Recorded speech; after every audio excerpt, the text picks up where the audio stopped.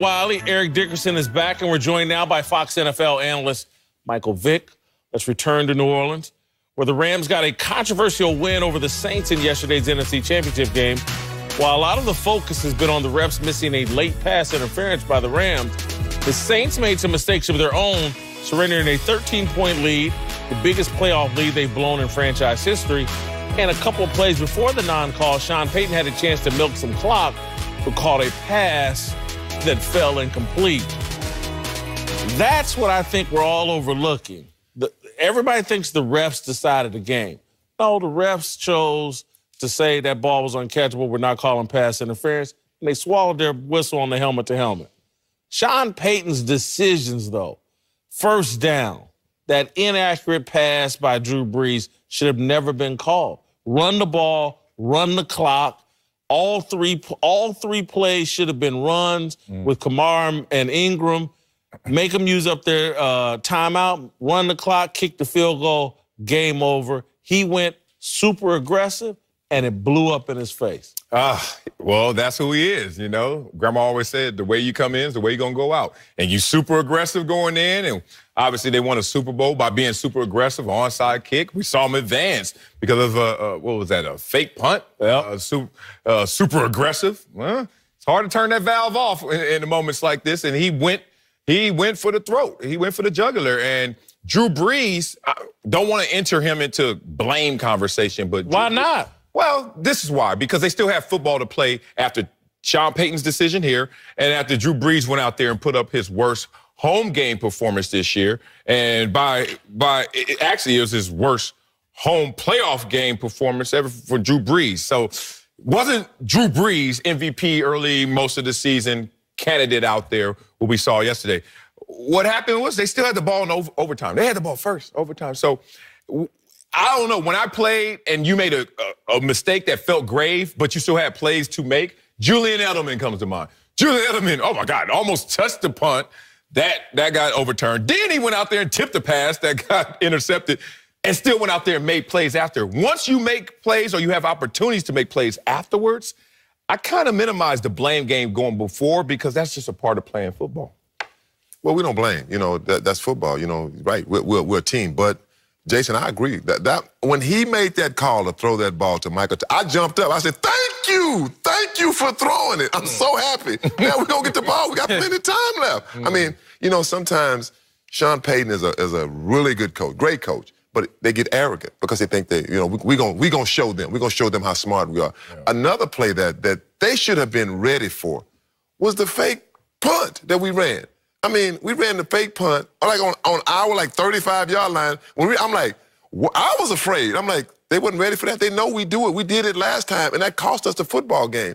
So for sure, I really believe that was one of the worst calls by throwing the football to Michael Thomas, and not running the ball. That would have, to me, sealed that game for him. Like you guys just said, this is going to sting with Sean Payton for a long time. I mean, we thought last year's ending was bad. I mean, with the Vikings. Yeah.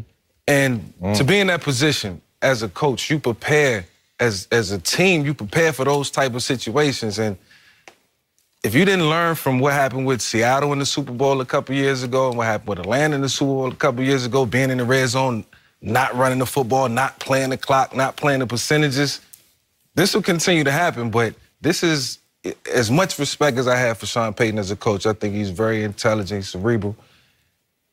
That was a bad decision to throw that ball on first down. And once it happened, the only thing I can say to myself is I hope this don't backfire. And it did. Now you have a controversial call that you're leaning on, and it's irrelevant. It's irrelevant. It doesn't matter. In that moment, you make that decision to run the football, milk that clock, and then give the Rams an opportunity to go down and score with the least amount of time possible. Love your point. It's like a smokescreen. Hey, don't look over here at what I did. Don't look over here at the fact Drew Brees just played a poor game. That early in the game, we had a chance to take control of this rather than settling for field goals, but our offense was inefficient, and then our quarterback at crunch time was inaccurate to Michael Thomas, and he was inaccurate on third down.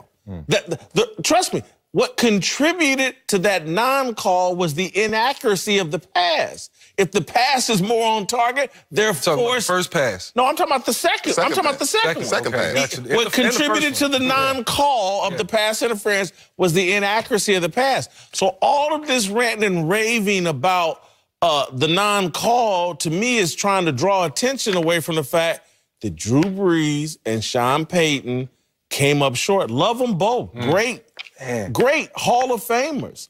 But they came up short here. Yeah, I mean, it's gut-wrenching. The type of losses. New Orleans last year and the whiff. Case Keenum. Yeah, and then you talk, God, Seattle in the Super Bowl. You could talk about D Ford. Damn it, if you on sides, bro. It's gut-wrenching, but the commonality and common denominator of all those is that's football. That's football. And I hate to be cliche, but every time we went out there, like even in your greatest games, you remember you go in a team meeting and you sit there, your chest all up in your face. You so like, what up? You ready to watch the film?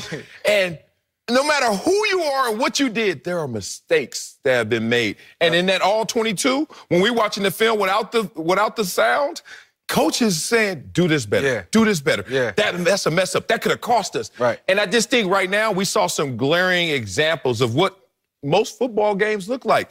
That's a bad play right there. But they still could have won that game, and we saw the Patriots do it. They was in total control of the game from the beginning. It's just the Rams, they hung in there, they fought, and that's what 4 quarters of football is all about. But I still wish that Drew Brees would have took the liberty or took it upon himself to change that play at the line of scrimmage. He had an opportunity. It was so many things that could have transpired in that moment. I mean, and it's the reason the Rams are going to the Super Bowl. Anytime you let a team hang around, you let them hang around, because they let us hang around. I mean, we were not playing great in the first half. They couldn't hear, and the offense was, you could tell it, man, they're off rhythm, because you really couldn't hear in that stadium. I said, when we went in 13-10 at half, I said, we're going to win this game. I said, because they're going to try to, we don't want to lose it. We don't want to lose it. And that's exactly what happened.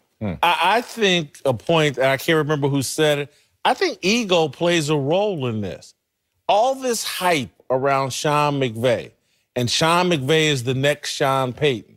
I think some of that crept into Sean Payton's thinking in terms of there's a conservative way to go ahead and win this game, but you want to deliver the dagger. He tried to bury him. Tried to bury him instead of just taking what's there and what's given, because when you look at it now, Sean McVay won the game with his fake punt early.